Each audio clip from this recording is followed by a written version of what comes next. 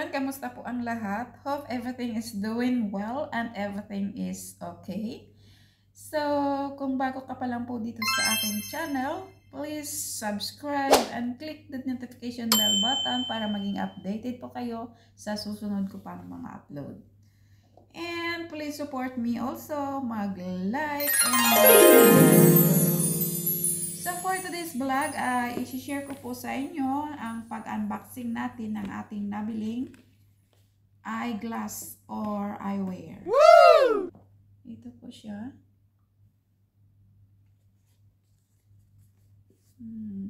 Bali, nung isang araw ko pa po ito napagawa, and then kanina kinuha po ni Amo. Si Amo na lang po ang kumuha kasi hindi na ako sumama dahil marami akong gawain dito. So, it's okay naman po na si Amo lang ang kumuha. Siyempre, nakapagpahinga din po tayo, no? So, ito na nga po at bubuksan na natin. Huwag na nating patatagalin pa. So, anyway, ang sinabi ko lang po pala kay Amo is kailangan ko lang ng reading glasses. Dahil siyempre, matanda na po talaga ang lula. Medyo malabo na ang mata. So, I always sacrifice, no? Lalo-lalo na sa pagbasa ng expiration ng gamot ni Amo.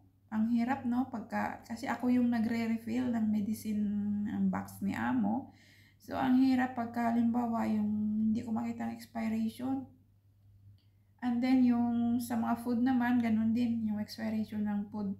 So, talagang nagsabi na ako kay Amo na kailangan ko ng reading glasses. At si Amo naman naiintindihan.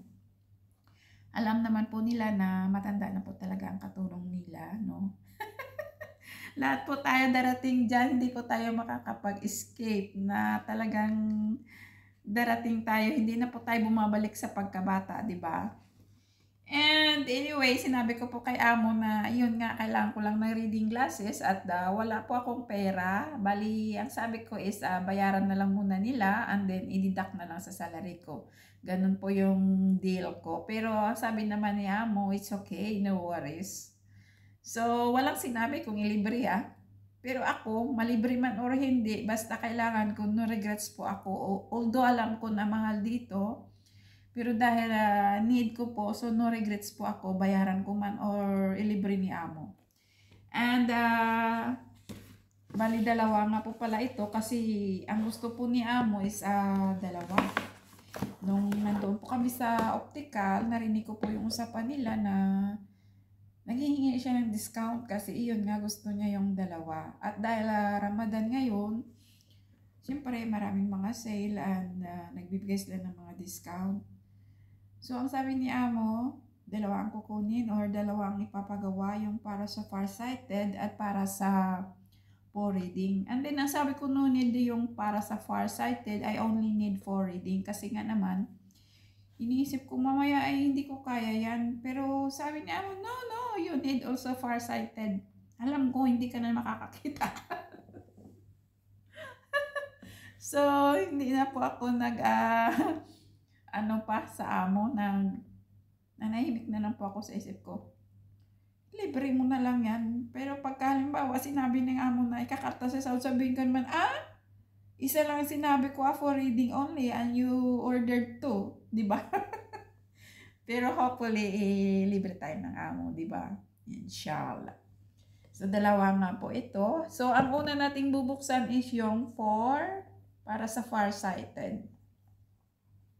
Tcharam! Namano lang lula, no? Ito siya. Tiis na tiis ako, yung malabong mata ko, hirap na hirap ako lagi. Ayan. Oh, nagre-reflect sa light. Ayan. I think it's okay naman.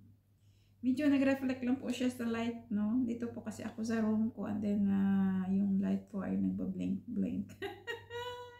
So far, so good naman po. Ito po yung isa, no? Yung para sa farsighted. Ito yung dapat sa mga nagmamaniyo kasi nga syempre yung makikita nila yung daan. Pero pag ako, hindi ko naman na kailangan. Pero iyon kasi ang gusto ni Amo dahil iyon nga daw mga gamit ko while I am cooking. Ano sa'yo ang musika? Yan ba'y mahalaga? Happy. Happy tayo kasi masusolve na yung problema natin na hirap-hirap tayo magbasa sa ano. Kaya hindi ako masyadong nakapagawa ng mga video or nagiging active kasi nga sakit sa mata. Yung lalo akong nahihilo pagka yung kailangan kong yung kailangan mo pang mag-zoom para makita mo. So, diba? So, it's better na lang na magpahinga muna. Tanda na talaga kaya malabo ng mata. Nagtitiis.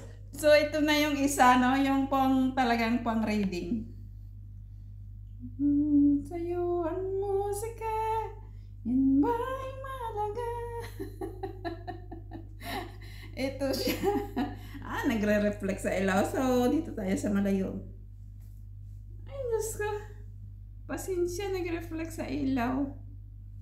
Gabi na kasi ngayon ako nakachimpo mag-video. Pag walang ilaw, ganyan. Okay naman, di ba? Okay na to.